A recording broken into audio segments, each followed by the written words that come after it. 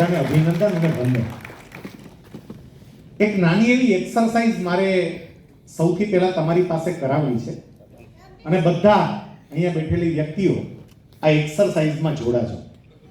આમ તો હું તમને પ્રશ્ન પૂછવાનો છું, તમારે મને એનો ઉત્તર આપવાનો છે.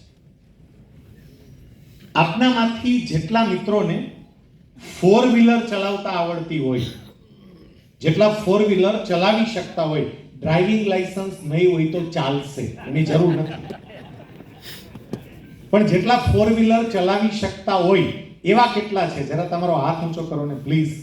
જેટલાને ફોર વ્હીલર ચલાવતા આવડે છે એટલા. Okay, thank you very much. ચાલો બીજો એક પ્રશ્ન, તમારામાંથી જેટલા ફોર વ્હીલર ચલાવી શકતા નથી, જેને ફોર વ્હીલર ચલાવતા આવડતી નથી, એવા કેટલા છે? એ જરા હાથ ઊંચો કરો. જેટલાને ફોર વ્હીલર ચલાવતા નથી આવડતી એવા. Okay, thank you very much. જો તોય આમાં છે ને અમુક તો દૂધપાકમાં જ રહ્યા. બોલો,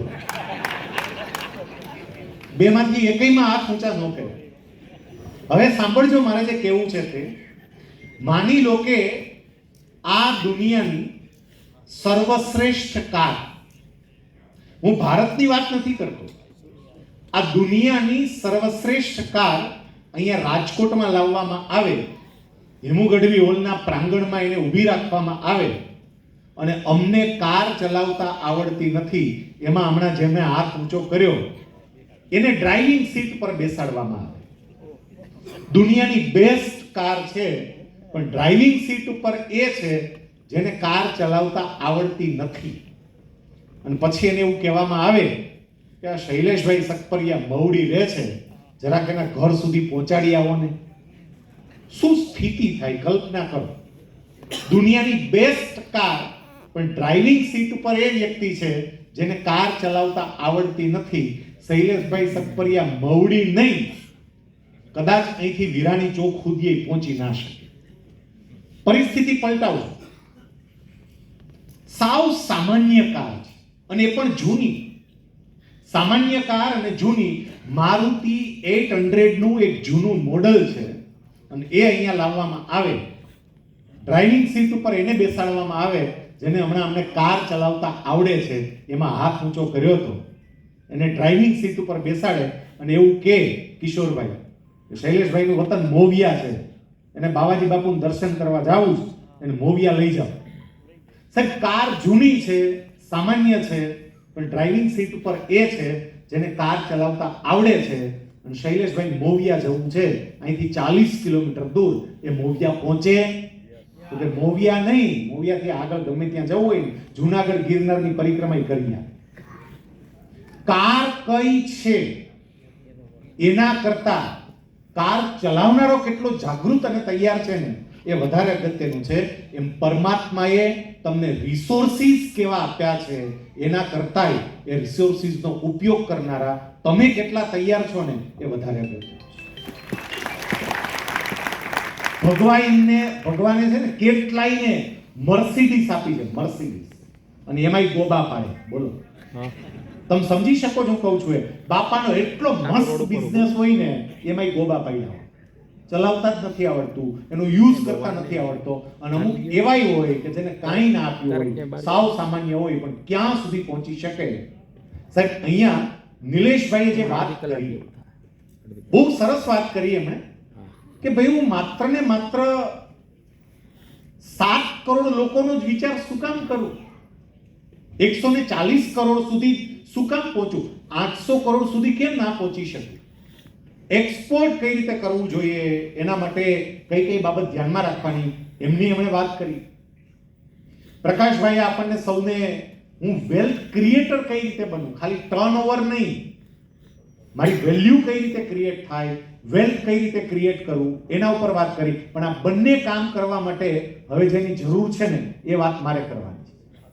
કારણ કે આમાં ઘણા એવું થાય કે આ ભાઈ બોલવા માટે શું આવ્યા, આ કયો ધંધો લઈને બેઠા છે, આપણને માર્ગદર્શન આપશે. આ બાકીના બે તો મોટા બિઝનેસમેન છે, તો આ ભાઈ આપણને માર્ગદર્શન આપવા આવ્યા છે, શેનો આનો ધંધો શેનો, પેલા પૂછો ખરા તો પ્રશ્ન એને.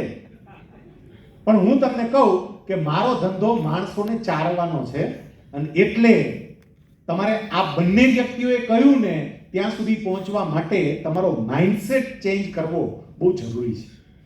એના માટે મારે કઈ કઈ બાબતો ધ્યાનમાં રાખવાની છે એના ઉપર હું વાત કરીશ. પ્રેઝન્ટેશન પ્લીઝ ચાલુ કરજો. સૌથી પહેલી વાત જે આવશે તે છે believe in yourself. Mindset change કરવા માટે સૌથી પહેલા મને મારી જાત ઉપર વિશ્વાસ હોવો જોઈએ. નોર્મનનું એક બહુ સરસ મજાનું કોટેશન છે, સમજજો. નોર્મન એક તત્વચિંતક થઈ ગયા અને એમણે એક બહુ સરસ વાત કરી છે. એમણે એવું કહ્યું છે, tragedy of life is not death. મૃત્યુ એ જીવનની દુઃખદ ઘટના છે જ નહીં. તો દુઃખદ ઘટના કઈ? એવું કહે છે, tragedy of life is not death but what we die within us when we lie. આપણે જીવતા હોય અને આપણી અંદરનું કંઈક મરી જાય ને એ મોટા મોટી દુર્ઘટના છે. આપણે જીવીએ છીએ પણ આત્મવિશ્વાસ મરી ગયો છે. કંઈક કરી છૂટવાની તમન્ના મરી ગઈ છે. સૌથી પહેલા મને મારી જાત ઉપર વિશ્વાસ હોવો જોઈએ. પ્રકાશભાઈ અહીંયા જે વાતો કરતા હતા, ઘણા બેઠા બેઠા એમ આવું કે આપણે થોડાક કરીએ છીએ, આપણું કામ થોડુંક છે. અહીંયા અમુક પર્સન્ટેજ મેં મૂક્યા છે, તમે જોજો. સક્સેસ માઇન્ડસેટ આ વર્લ્ડ રિસર્ચને આધારે નક્કી થયેલા પર્સન્ટેજ છે. અમુક વ્યક્તિ એવી હોય, આઈ વોન્ટ, મારા ન થઈ શકે, એને ઝીરો સક્સેસ તમે સામે જોતા જાજો, મારાથી ન થઈ શકે. અમુક હોય જ એવા કે અહીંયા ગમે એટલી વાત થાય, માઇન્ડસેટ જ હોય, મારા ના થઈ શકે.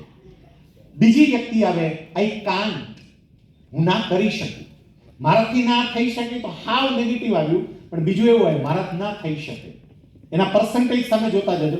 ત્રીજા આવે, આઈ ડોન્ટ નો, મને ખબર નથી પડતી, આમાં બહુ ખ્યાલ નથી આવતો. ત્રીજી એવી ચોથી એક પ્રકારની વ્યક્તિ, આઈ વિશ આઈ કુડ, મને આમ એવી ઈચ્છા થાય છે કે હું કરું, ખાલી ઈચ્છા થાય છે. આગળ આઈ વોન્ટ ટુ, મારે એક કરવું છે. I want to, I want to થી આગળ હજી 40% સુધી આઈ થિંક આઈ માઇટ, હું એવું વિચારું છું કે કદાચ મારાથી થશે. હજી એથી આગળ વધે એટલે આઈ માઇટ, હું કરીશ. એથી આગળ વધે એટલે આઈ થિંક આઈ કેન, હું વિચારું છું કે મારાથી થશે. હવે એથી આગળ વધે આઈ કેન, હું કરી શકીશ. એથી આગળ આઈ એમ, હું કરીશ. અને હવે છેલ્લે આઈ ડીડ, કરીશ. જ્યારે આવે ને કરીશ ત્યારે સમજી લેજો બધું થાય. પહેલું માઇન્ડસેટ આ ચેન્જ કરવું પડે, હું કરીશ જ, કરીશ જ. અને સાહેબ કોઈ પણ વ્યક્તિ જ્યારે પોતાનું માઇન્ડસેટ ચેન્જ કરે ને, હું કરીશ જ, ત્યારે આ દુનિયાની અંદર કશું જ અશક્ય નથી. એની એક શ્રેષ્ઠ સ્ટોરી મારે તમારી સમક્ષ મૂકવી છે. It's case study. આપણે બધા એવું કહીએ કે ચાઇના આમ, ચાઇના આમ, ચાઇના આમ, પણ સાહેબ હજુય ચાઇનાને હંફાવવું એ ઘણું દૂર છે. હજુય એ ચાઇના આટલી કક્ષાએ કેમ પહોંચ્યું એની પાછળના કેટલાક કારણો પૈકીનું એક કારણ મારે તમને કહેવું છે. આ માણસનું નામ છે માઓ ઝેડોંગ. આ ચાઇનીઝ પોલિટિશિયન છે. માઓ ઝેડોંગે એક સમયે સ્પોર્ટ્સ કમિશન ઓફ ચાઇનાના ચેરમેન હતા. અને જ્યારે સ્પોર્ટ્સ કમિશન ઓફ ચાઇનાના ચેરમેન હતા, એમની પાસે સમગ્ર ચીનના સ્પોર્ટ્સની જવાબદારી હતી. ત્યારે બધા અધિકારીઓને એમણે બોલાવ્યા, અધિકારીઓની એક મીટિંગ લીધી. અને અધિકારીઓની મીટિંગમાં એમણે એવું કહ્યું, તમે જોજો, આપણે જે માઇન્ડસેટની વાત કરીએ છીએ તે અધિકારીઓની મીટિંગમાં એમણે એવું કહ્યું કે આપણે જે રમતની અંદર પાર્ટિસિપેટ કરીએ છીએ, જે રમતમાં આપણે ભાગ લઈએ છીએ, આપણે એમાં બહુ સારામાં સારું પરફોર્મન્સ આપીએ છીએ. આખી દુનિયા આપણને ઓળખે છે.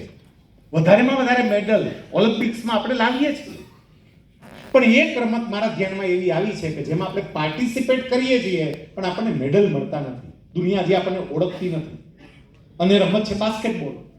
આપણે પાર્ટિસિપેટ કરીએ છીએ પણ બાસ્કેટબોલમાં ચાઇનાને કોઈ ઓળખતું જ નથી, કારણ કે આપણે મેડલ જ નથી લાવી શકતા. તો આપણે એવું કરવું છે કે જેથી કરીને બાસ્કેટબોલનું નામ બોલાઈને ત્યારે દુનિયાને સૌથી પહેલા ચાઇના યાદ આવવું જોઈએ. એટલે સામે જેટલા અધિકારીઓ બેઠા હતા નેગેટિવ માઇન્ડસેટ વાળા, એમણે તરત જ કહ્યું કે આપની વાત સાચી છે, બધું જ શક્ય છે, પણ આ કરવું મુશ્કેલ છે. માઓ ઝેડોંગે પૂછ્યું કેમ? તો કે કુદરતે આપણને સાનુકૂળતા જ નથી આપી, એના માટેની. મારો જેડો કે કેમ તમે આવું કહો છો? અને અધિકારીઓએ સ્પષ્ટતા કરી કે બાસ્કેટબોલની રમત માટે ખેલાડીની ઊંચાઈ ખૂબ સારી હોવી જોઈએ. કુદરતી રીતે આપણે ત્યાં ઓછી ઊંચાઈવાળા બાળકો જન્મે છે. આપણે ત્યાં એવરેજ હાઈટ તમે જુઓ ઓછી છે, 5.5 ફૂટ. એટલે આપણે આમાં ભાગ જ ના લઈ શકીએ, એટલું બધું આપણું પરફોર્મન્સ બતાવી ના શકીએ. સાહેબ એ વખતે આ માણસ આઈ ડીડ એનું માઇન્ડસેટ જે છે ને એ તમે સમજો. આઈ ડીડ એમણે એવું કહ્યું કે આવું આપણે જે નક્કી કરીએ થાય જ કેમ ના થાય, આપણે થોડું પ્લાનિંગ કરીએ. એમણે ત્યાં ને ત્યાં આ જ મિટિંગમાં પોતાના અધિકારીઓને 2 ટાસ્ક આપ્યા હતા. સાહેબ એમણે પહેલો ટાસ્ક આપ્યો, પહેલા તો એવું કહ્યું કે જો આ થાય જ અને શક્ય છે અને આજે જ આપણે બધા અહીંયા સંકલ્પ કરીએ કે બાસ્કેટબોલનું નામ બોલાતાની સાથે દુનિયાને ચાઇના યાદ આવવું જોઈએ. એના માટેના 2 ટાસ્ક હું તમને અત્યારે આપું છું અને તમારે પૂરા કરવાના છે. પહેલું ટાસ્ક, આપણા ચાઇનામાંથી એક એવો છોકરો શોધો કે જે છોકરાની ઊંચાઈ ખૂબ સારી હોય અને એ છોકરો એને બાસ્કેટબોલમાં રસ પડતો હોય. એની ઊંચાઈ સારી હોવી જોઈએ, બાસ્કેટબોલમાં રસ પડતો હોવો જોઈએ. બીજું કામ, એક એવી છોકરી શોધો કે જેની ઊંચાઈ પણ સારી હોય અને એને બાસ્કેટબોલમાં રસ પડતો હોય. સાહેબ પછી ટીમ કામે લાગી. ચાઇનામાંથી એક છોકરો શોધી કાઢ્યો. એનું નામ હતું યાઓ ઝિયાન અને યાઓ ઝિયાનની ઊંચાઈ હતી 6 ફૂટ અને 10 ઇંચ. 6 ફૂટ અને 10 ઇંચનો એ છોકરો લગભગ 17-18 વર્ષની એની ઉંમર, બાસ્કેટબોલમાં એને રસ પડે અને ચાઇનાએ એને પ્રોફેશનલ ટ્રેનિંગ આપી. બીજી તરફ એવી છોકરી શોધી કાઢવામાં આવી. એ છોકરીનું નામ હતું ફેંગ ફેંગી અને ફેંગ ફેંગીની હાઈટ હતી 6 ફૂટ 2 ઇંચ. જેમ આમ કહેવાય ને રેરેસ્ટ ઓફ ધ રેર હતી ચાઇનામાં. 6 ફૂટની છોકરી હોઈ શકે પણ ગોતી અને એને બાસ્કેટબોલમાં રસ પડે. એને પણ પ્રોફેશનલ ટ્રેનિંગ આપી. એ બંને મોટા થતા ગયા. સાહેબ જ્યારે એમની પરણવા જેવડી ઉંમર થઈ ને ત્યારે એમના બંનેના પરિવારજનોને બોલાવવામાં આવ્યા અને બંનેના પરિવારજનોને બોલાવીને એવું કહ્યું કે આપણા દેશ માટે બાસ્કેટબોલમાં ચાઇનાનું નામ વિશ્વ કક્ષાએ ગુંજે એ માટે આ બંનેના લગ્ન માટે તમારે પરમિશન આપવાની છે. અને એ બંનેના લગ્ન થયા.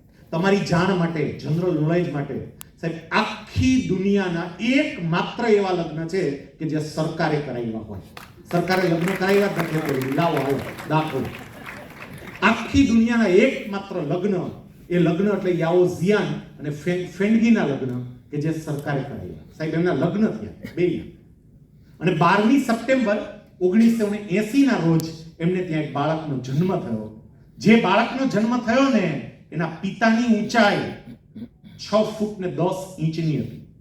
જે બાળકનો જન્મ થયો એની માતાની ઊંચાઈ 6 ફૂટ અને 2 ઇંચની હતી અને એના માતા ને પિતા બંને બાસ્કેટબોલના પ્લેયર. સાહેબ એ છોકરાએ મોટા થઈને બાસ્કેટબોલમાં સમગ્ર વિશ્વમાં જે તરખાટ મચાવ્યો છે. આમાંથી જેટલા બાસ્કેટબોલના રસિકો હશે એને ખબર હશે કે તમે એનું નામ બોલો ને બાસ્કેટબોલનું, અને જે સપનું જોયું હતું ને તરત જ ચાઇના યાદ આવે. આ છોકરાનું નામ છે યાઓ મિંગ. અને યાઓ મિંગ એની ઊંચાઈ હવે કેટલી છે એ તમે સમજો. જસ્ટ સી, આ છે યાઓ મિંગ. બાકીના બધા ખેલાડીઓની સામે તમે એને જુઓ. સાહેબ 7 ફૂટ અને 6 ઇંચનો છે. 7 ફૂટ અને 6 ઇંચ. અને હવે મારે તમને જે કહેવું તે 7 ફૂટ અને 6 ઇંચનો યાઓ મિંગ જન્મ્યો નથી, એને આયોજનપૂર્વક જન્માવવામાં આવ્યો છે. એ જન્મ્યો નથી. આ બતાવે છે કે માઇન્ડસેટ બધું જ કરી શકે. સૌથી પહેલામાં પહેલા મને મારી જાત પર શ્રદ્ધા હોવી જોઈએ કે બધું જ શક્ય છે. Everything is possible. સાહેબ આ જો શક્ય બનતું હોય તો વેલ્થ ક્રિએશન તો આની સરખામણીમાં બહુ નાની બાબત છે. શક્ય બને. અને એના માટે આ લોકો પ્રયત્નો કરે છે. આજનો આ સેમિનાર એ માત્ર ને માત્ર વાતો કરવા માટેનો સેમિનાર નથી. અહીંથી પ્રકાશભાઈ એક વાત કરી કે હું મારો એક દિવસ એવી વ્યક્તિ સાથે વિતાવું કે જે વ્યક્તિનો માઇન્ડસેટ જ આ પ્રકારનો હોય, જે વ્યક્તિ વેલ્થ ક્રિએટર હોય, જે વ્યક્તિ બહુ મોટા ટર્નઓવર સાથે કામ કરતી હોય, એક દિવસ મને એની સાથે વિતાવવા મળે તો.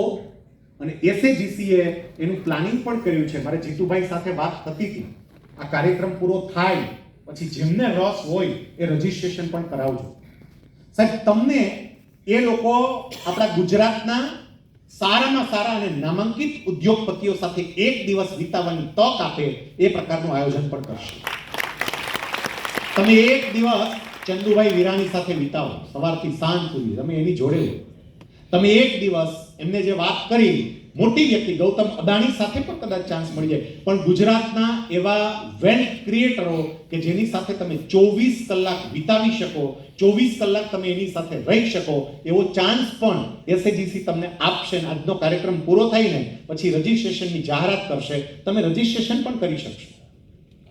સાહેબ, મારો માઇન્ડસેટ ચેન્જ થાય એ બહુ જરૂરી છે. મેં કહ્યું કે પહેલી બાબત તમારી જાત પરનો વિશ્વાસ. Believe in your self. તમારી જાત પર વિશ્વાસ રાખજો, તમે બધું જ કરવા માટે સક્ષમ છો. ખાલી એનાથી ના ચાલે. હવે બીજી બાબત જે આવે છે તે થિંક ગ્લોબલી, એક લોકલી. ખાલી માઇન્ડસેટ ચેન્જ થાય અને માઇન્ડસેટમાં આપણે એવું કહીએ કે એવરીથિંગ ઇઝ પોસિબલ, બધું જ શક્ય છે, કેમ ના થાય, તો આમાં ઘણા એવું કે આ બિઝનેસ ની બધી વાતો મૂકો ને આવું શું કામ. આપણે માઇન્ડસેટ જ બનાવીએ, ભારતના વડાપ્રધાન જ થવું આપણે 2029 સુધી ભલે લડી લઈએ, પછી આપણો જ વારો નક્કી જ છે. સાહેબ, મારે એ કહેવું છે કે એના માટે જે બીજું કામ કરવું પડે ને એ છે થિંક ગ્લોબલી, વૈશ્વિક વિચાર. મારો વિચાર હવે સંકુચિત ન હોય, મારો વિચાર હવે સામાન્ય ન હોય, વૈશ્વિક વિચાર. રાજકોટનું નહીં વિચારો, તમે દુનિયાભરનું વિચારો. અને સાહેબ, આજના સમયમાં દુનિયાના કોઈ પણ ખૂણે પહોંચવું અત્યંત સરળ છે સોશિયલ મીડિયાના માધ્યમને કારણે. અત્યંત સરળ.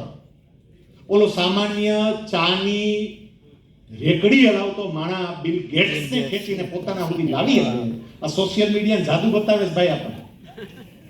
તમે વિચાર તો કરો, બિલ ગેટ્સને ખેંચીને લાવે. સાહેબ, સોશિયલ મીડિયાને કારણે પણ ગ્લોબલી કોઈ પણ માહિતી મેળવવી અને ગ્લોબલી કોઈ પણ કસ્ટમર સુધી પહોંચવું ઈઝી પડી જાય. બાકી તો કેટલાય રસ્તાઓ છે જે આપણને અહીંથી બતાવે, પણ ગ્લોબલી વિચાર કરજો, સામાન્ય વિચાર નહીં કરતા. હું તમને એનું ઉદાહરણ આપું. હું વ્યક્તિનું નામ નહીં આપું, કારણ કે વ્યક્તિના નામ સાથે કંપની આવશે તરત, એટલે વ્યક્તિનું નામ આપ્યા વગર વાસ્તવિક ઘટના તમને કહું. એ વ્યક્તિ સાથે હું નજીકથી સંકળાયેલો છું, એટલે આ ઘટના હું જાણું છું. એક યુવાન, એમણે પોતાનો અભ્યાસ પૂરો કર્યો, આપણી શાપર વેરાવળની એક કંપનીની અંદર એ નોકરીમાં લાગી. શાપર વેરાવળની એક કંપની હતી અને ફોર્જિંગનું કામ કરતી.